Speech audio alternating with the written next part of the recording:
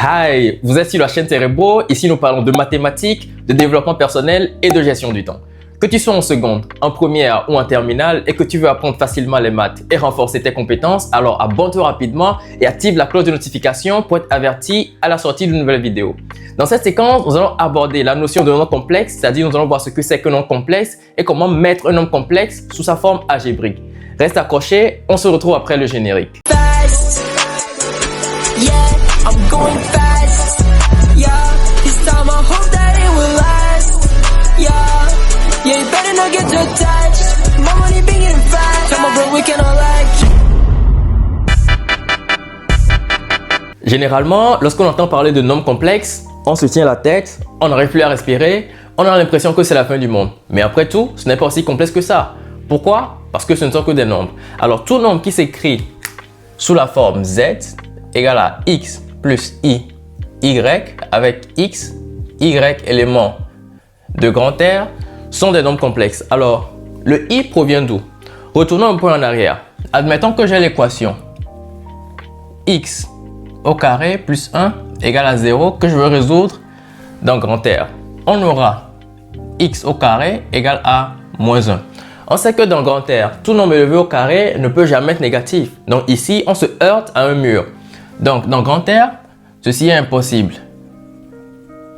Donc, l'équation E n'admet pas de solution dans grand R. Mais les mathématiciens ne se sont pas arrêtés à ce niveau. Ils ont fait des travaux. Je fais un coucou à Cardan, Bombelli ou encore Gauss. Et ils ont fini par introduire le nombre imaginaire que je vais noter I, tel que I au carré soit égal à moins 1. Alors, une fois qu'on a cette information, on peut poursuivre la résolution de cette équation, non plus dans grand R, mais maintenant dans grand C, qui va représenter l'ensemble des nombres complexes. Alors, j'aurai maintenant x au carré égale à moins 1. Je vais remplacer ce moins 1 là maintenant par i au carré. X au carré égale à i au carré. Et à partir de là, je peux tirer la valeur de x. Donc, j'aurai x égale à soit égale à i ou x égale à moins i. Donc la solution de cette équation, non pas dans grand R, mais plutôt dans grand C, c'est moins i et i. Alors grand C représente l'ensemble des nombres complexes.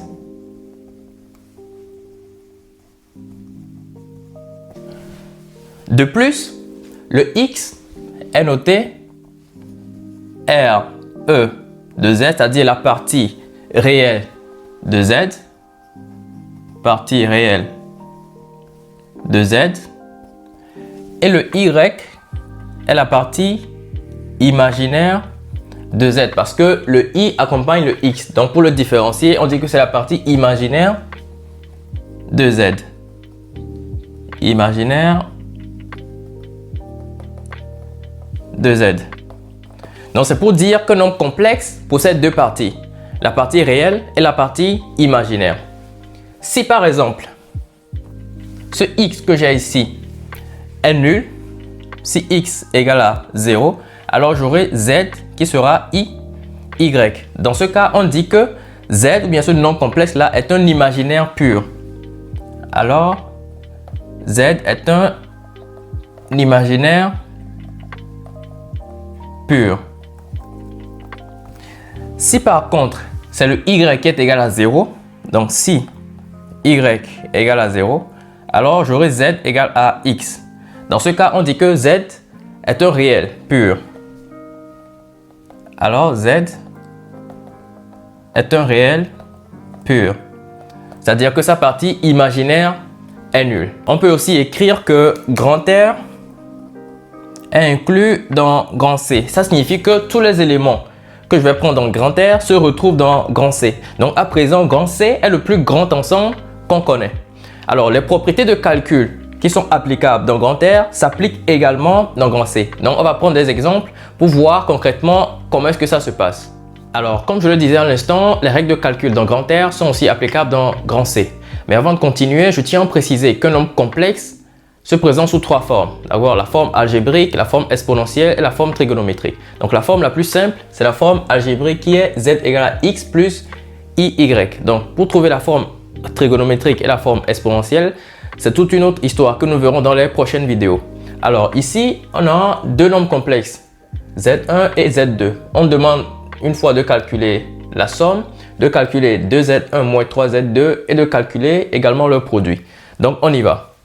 Je prends d'abord Z1 plus Z2. Alors, pour additionner deux nombres complexes, il suffit d'additionner leur côté, c'est-à-dire la partie réelle d'un côté et la partie imaginaire également d'un côté. Donc, Z1 plus Z2, ça va me donner la partie réelle de Z1, c'est 1. Et la partie réelle de Z2, c'est 4. Donc, j'écris 1 plus 4. Ensuite, je vais rassembler leur partie imaginaire. La partie imaginaire de Z1, c'est moins 2. Donc, je mets moins 2. Et la partie imaginaire de Z2, c'est 1. Donc, je mets plus 1. Donc, je fais les calculs rapidement. J'aurai 1 plus 4, c'est 5. Plus I, moins 2, plus 1, ça fait moins 1. Donc, je réécris ceci correctement. J'aurai Z1 plus Z2 égale à 5. I moins 1, ça fait moins I. Donc, l'écriture algébrique de Z1 plus Z2, c'est 5 moins I. Alors, le suivant, 2Z1 moins 3Z2.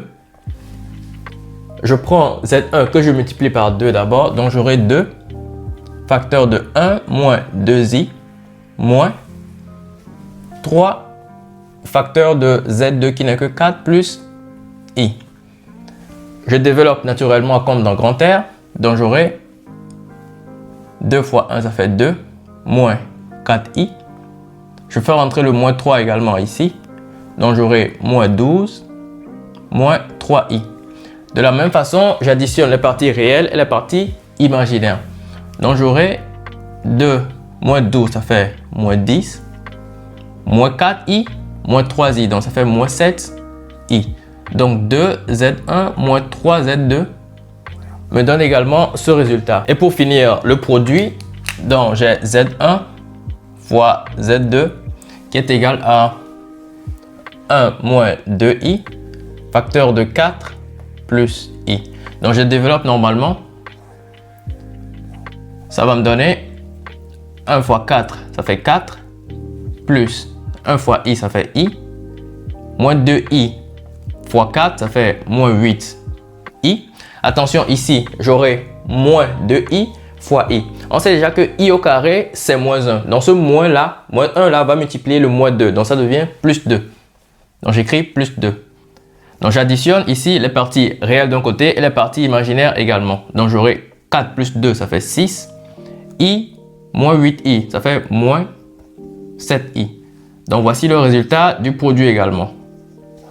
Nous voici à la fin de cette séquence. Dans les prochaines vidéos, nous parlerons des propriétés encore plus intéressantes des nombres complexes. N'oubliez pas de liker, de partager autour de vous et de laisser un commentaire si vous en avez. Sur ce, à la prochaine pour une nouvelle vidéo.